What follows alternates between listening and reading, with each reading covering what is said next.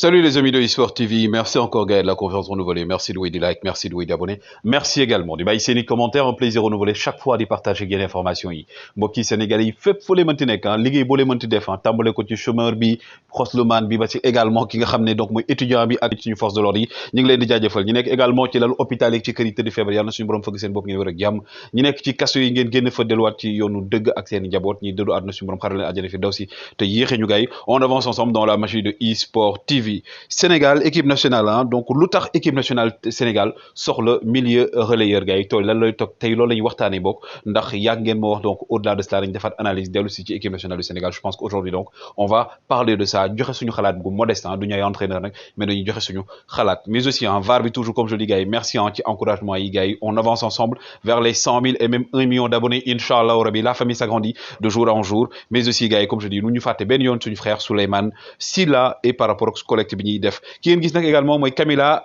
Ribello moom nag moom lay tànn ngir mu woy li nga xam ne mooy donc finale Ligue des champions bi donc moom mi ngeen gis mooy Camila donc mu fotow ak Ligue des champions bi nga xam ne donc le 28 mai foofu ci Stade de France moom moo ko war a woy pendant ce temps également Clément Turpin l'arbitre français moom la ñu tànn mu daal di arbitrer li nga xam mooy finale Ligue des champions diggante ñii di waa Liverpool bu Sadio Mané ak Real de Madrid bu Karim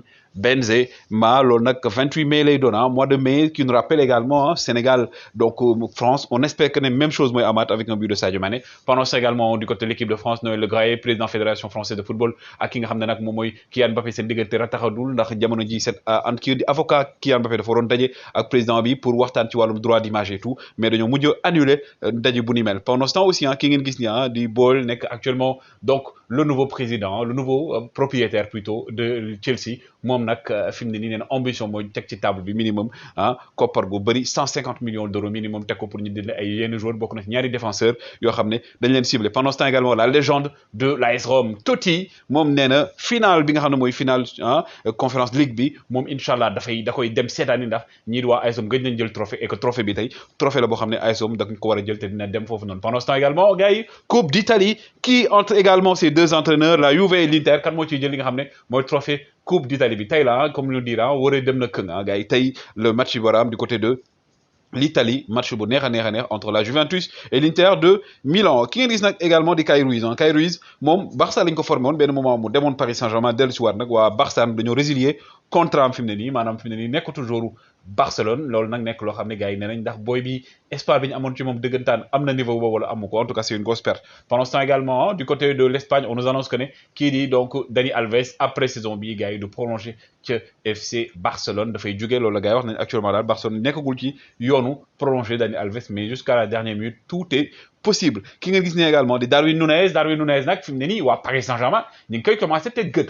Paris Saint-Germain fi mu ne nii comme que waa Manchester City génn nañ ci course bi li des mooy Manchester United demul Ligue des Champions Paris Saint-Germain dafay dem moo tax fi mu ne nii nee nañ donc Darwin Núñez daal boo matul Paris Saint-Germain la jëm Mazraoui waxoon naa leen ko fi mu ne nii dans quelques heures wala dans quelques jours ngeen gis ñu officialiser li nga xam ne mooy demam fa nga xam ne mooy donc ci Allemagne waa Bild sax confirmé nañ ko ne day ñëw après nag Gravenberg moo war a ñëw pour nekk deuxième jour Ajax bi nga xam day signé foofu noonu du côté du Bayern de Munich et la légende du football sénégalais Sadio Magnifique Mané l'homme de Liverpool moom nag rend hommage ki nga xam ne mooy Philippe Coutinho def benn image boo xam ne na ko ravi d'avoir vu mon ami mon frère ki nga xam ne tamit mooy loolu yàgg na ñoom ñaar ñoo nekkandoo woon donc trio bi moom ak Firmino ak Coutinho di toj Liverpool balaa Coutinho di fa jugee di dem ca FC Barcelone bu ñu fàtte encore gars yi sama numéro saa nekk suñu frère Souleymane Sylla gars yi donc lien baa ngi ci kaw donc commentaire bi numéro de téléphone Wave Orange Money lien bi également pour Kopar Express bi Western Union Ria loolu def gars yi on peut faire quelque chose pour notre frère gars yi ñu jàppale ko lépp lu ñu mën a xeebuñu comme on dit pour ensemble maintenant gars yi équipe nationale du Sénégal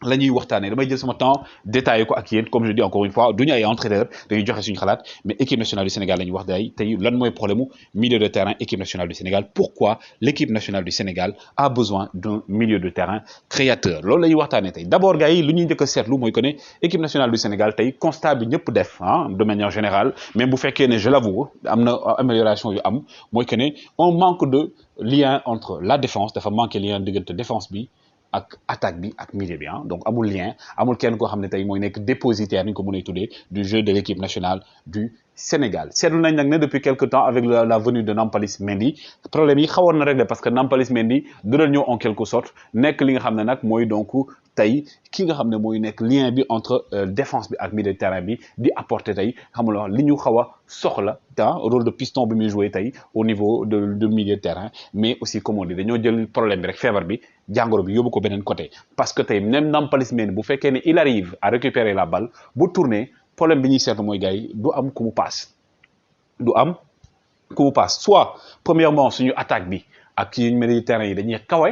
donc ils sont loin wala boog ligne yi day écarté wul ëpp wala boog ils sont toujours au marquage et ça day fexe loolu mooy indi problème boo xam ne tey après ki nga xam ne mooy donc kii di Nampalys Mendy il n'a pas de solution au niveau du milieu de terrain d'accord beneen chose bi aussi bu ñu wax loolu mooy que ne Sadio Mané aussi loolu noonu tey dafa am loo xam ne ñaari solution la xam ne day am loo xam ne mooy aspect positif bi am aspect négatif bi ñaari cause ba cause à effet la premier aspect positif bi mooy que ne balle bi dina circuler parce que Sadio Mané day décrocher ñëw jël ci balle bi donc loolu ça fait circuler la balle mais du yéegal balle bi beneen point bi nag mooy beneen cause bi nga xam ne aussi parce que comme je dis couteau à double tranchant la mooy que ne le fait que Sadio Mané di jël ci balle bi aussi da koy soriloo ci li nga xam ne moom la Nagelsmann tuddee la zone rouge maanaam fi nga xam ne danger bi fa la war a amee Sadio Mané du fa nekk deuxième chose donc moins d'occasion la ñuy am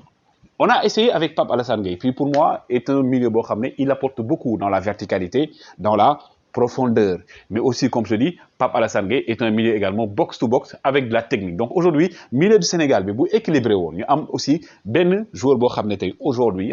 mën na porter la balle ça va éviter Sénégal di def li nga xam ne mooy xalab bal yi parce que mooy tëb mur yi comme on dit parce que tey bu ñu seetloo damay joxe exemple defoon naa benn analyse foofu dama koy waxaat booy seet 4 premiers matchs Coupe d'Afrique bi ñu jógee donc Sénégal 216 passes la am dans la surface adverse 216 passes si 216 passes ça boo koy diviser da lay jox 54 passes sur 4 matchs possession de balle le Sénégal était à 63% de possession de balle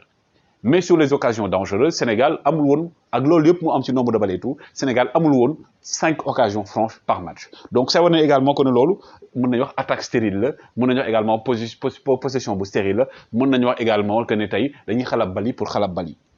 et que aujourd'hui nag li ñuy seetlu mooy est-ce que consigne la wala est-ce que réflexe la loolu la ñuy wax du ma ne consigne la wala réflexe damay jox poser question mais dafa niroog je précise dafa niroog ne consigne la le fait que joueurs yi chaque fois bu ñu amul solution du milieu de terrain bi di tëb li nga xam mooy milieu de terrain bi di xalab bali on l'a vu avec Kalidou Koulibaly forcément bi nga xam ne day def ay relance ci biir parfois nga gis Abdou Diallo def ko ba fi Pape Abou Cissé nekk également d'accord doon def loolu day wane également que ni duel au sol yi le Sénégal n'est pas fort dans les duels au sol et que le Sénégal manque d'un milieu de créatif plutôt qui est capable d'être également ce point de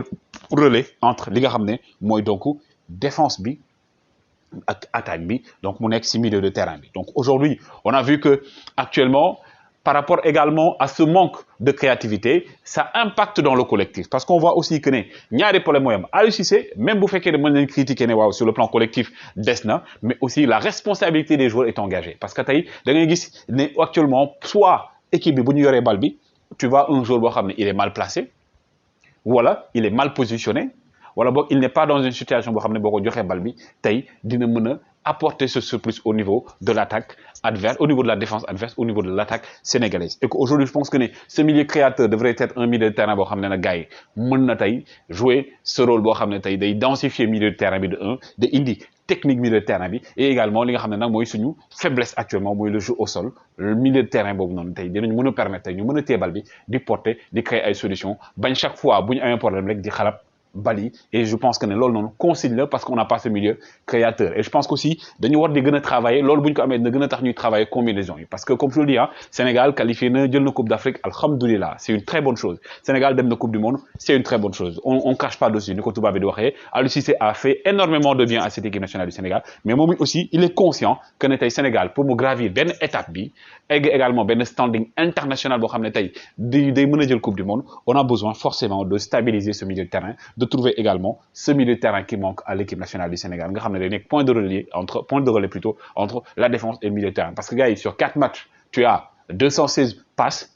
54 par match 63% presque sa match yëpp yaa koy dominé mais tu as peu d'occasions ça montre aujourd'hui qu'il y a également aujourd'hui benn problème bu am aujourd'hui aussi problème boobu ñu am moo tax également chaque fois suñu attaquants yi seen efficacité day des lu tax muy des mooy que ne tey on a besoin avec profil bi ñuy jouer chaque fois ñu ne jouer loo benn attaquant pivot boo xam ne dañuy sànni bali mu xeex njëkkante jël bal bi buuxante passe dugal alors qu'aujourd'hui tey suñu amee milieu créateur dina permettre déjà ñu mën a jouer comme Bamba Dieng. Je donne un exemple, même comme un Ben Famara Diédhiou, qui puisse jouer soit dans la profondeur, soit dos au but, ou alors soit également face au but. De toute façon, profil d'attaquant, manqué au Sénégal. Actuellement, personnellement,